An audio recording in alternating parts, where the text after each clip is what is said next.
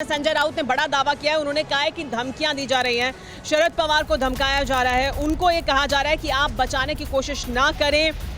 जो इस वक्त सरकार है महाराष्ट्र में, उसको शरद पवार को केंद्रीय मंत्री से धमकियां मिल रही हैं। पीएम मोदी और गृह मंत्री इस पर ध्यान दें, ये अपील उन्होंने की है। पवार से कहा गया है कि सरकार बचाने की कोशिश ना की जाए।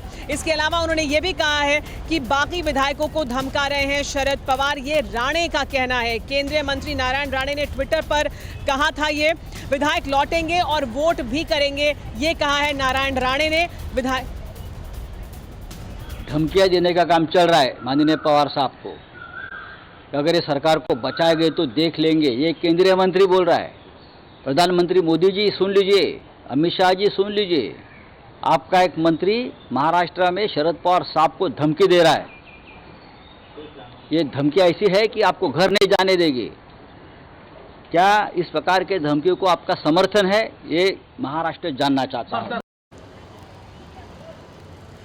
तो जहां संजय राउत ये कह रहे हैं कि प्रधानमंत्री और गृह मंत्री ध्यान दें इस बात पर कि शरद पवार को धमकाया जा रहा है, केंद्रीय मंत्री धमका रहे हैं, तो वहीं नारायण राणे इसके उलट दावा कर रहे हैं। नारायण राणे का ये कहना है कि शरद पवार धमका रहे हैं विधायकों को और विधायक डरेंगे नहीं, वापस आएंगे और वोट भी करेंगे। ये बड़ी बात उन्होंने कही है, विधायक लौटेंगे और वोट भी करेंगे। विधायकों को कुछ कहा तो घर नहीं जा पाएंगे, ये कहा है नारायण राणे ने। राणे के बयान पर अब राउत ने कार्रवाई की मांग की है।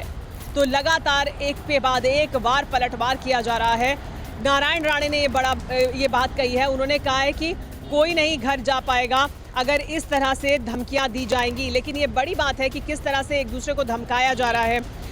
हमारे साथ मौजूद हैं समीर चागौंकर जी। समीर चागौंकर जी, मैं आपसे जानना चाहती हूँ सर, ये जो सिलसिला है, अब जाहिर सी बात है जो टेस्ट होना है वो या तो राज्यपाल के सामने होगा या फ्लोर ऑफ द हाउस पर होगा। संख्या बल किसके पास कितनी है, क्योंकि जो दावा कर रहे हैं उसमें दोनों एक दूसरे से ऊपर दिखाई दे रहे हैं। लेकिन अब बात यहाँ पहुँच चुकी है कि मंत्रियों के नाम आ रहे हैं, शरद पवार का नाम आ रहा है, तो ये किधर जाता दिखाई दे रही है तस्वीर आपको?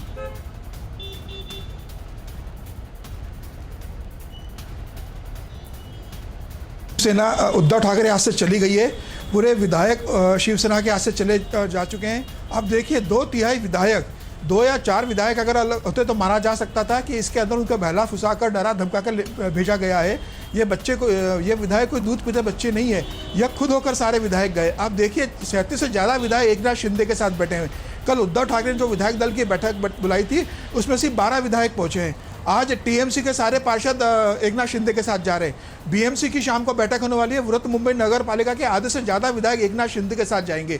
तो यह जो शिवसेना ने अपने विचारधारा से विपरीत जाकर जिस तरीके से कांग्रेस और राष्ट्रवादी पार्टी के साथ सरकार बनाई थी उसका उसको खामियाजा भुगतना पड़ रहा है। और मुझे लग रहा है ये चर्चा नई नहीं है। एक संवैधानिक जब ये महाविकास आघाड़ी की संकल्पना आई थी तब भी ये बात कही जाती थी कि ये नेचुरल अलायंस नहीं है।